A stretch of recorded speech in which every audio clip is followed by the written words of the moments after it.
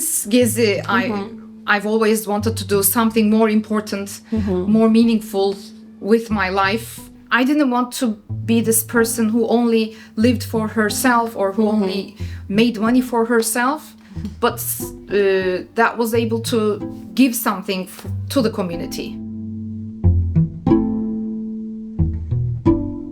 I always had this romantic idea of opening a bookstore, like every person who likes to read, I guess.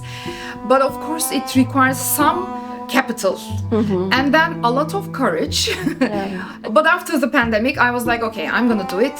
I started looking for a place, and then after I found the place, it all came together.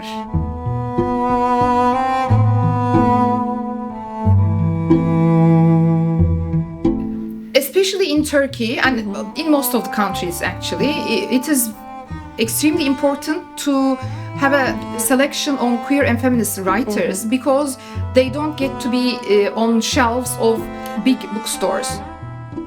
In chain bookstores, you only see the books that are in line with the ideology or with the commercial concerns of the chain bookstores. So people who buy books, the readers, are not aware that there are so many other options published by boutique or independent publishing houses. So they go into a bookstore, they see the same books all around, and they're not aware of the material that's maybe more suited or more visionary, more radical, more marginal. That's why independent bookstores have a crucial mission to sell the books that are not sold by chain bookstores.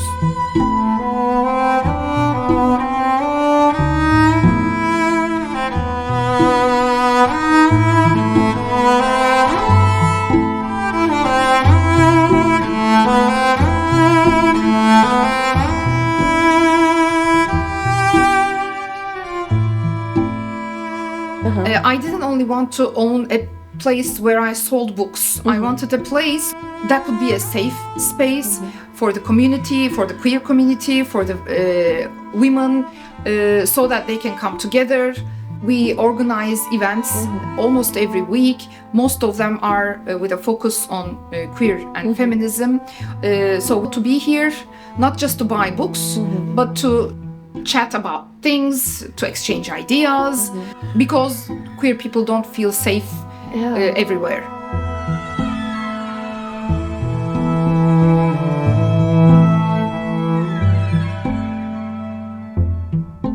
I'm gonna show you a book. This one, Heartstopper, maybe you're familiar. It's very popular. It has a series on Netflix.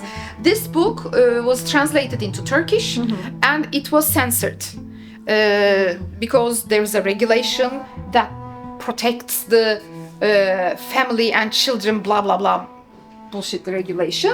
So the Turkish version was sold in envelopes. Children under 18 shouldn't have access to it. Yeah, because it's about queer love. Exactly, it's about the love between two guys. That's why.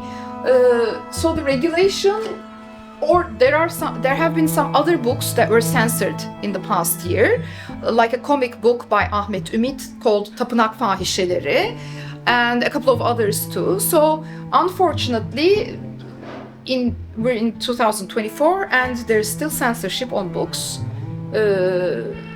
and the excuse is that they're harming little children's brains and we're making them queer. Is there do you think that there should be any censorship? No. Or no censorships at all? No. Not even against Hitler or... No. Everybody should be able to read everything. Yes. I've read Mary Shelley's Frankenstein and I loved the text. I think it's a wonderful piece of literature. Frankenstein was an outcast, in my opinion, genderless. So we are a feminist and queer bookstore. We love being genderless. The author was a woman who wrote the novel when she was only 19. And the author's mom, Mary Wollstonecraft, was a feminist at her time. So all of this came together and we embraced the creature. I think after the name of the bookstore, I thought most about how to name the toilets. I knew it was gonna be gender neutral, but when you search the internet, it's very binary. Like they have the signs for a man and a woman, but I didn't want it to be binary either. So it was very, very difficult. And then a friend of mine said, how about calling it umumi hela? You know, there is a saying in Turkish, very, very, how do you say, like our grandparents maybe used to say that. Well, we coexist, first of all, with cats. We have many cats, so many cats. I love cats, and we really have a lot of them coming in and out. We coexist with people from all sorts of ideology, but I would wish, but that's not the case. We have a crowd of our own, so we coexist among ourselves.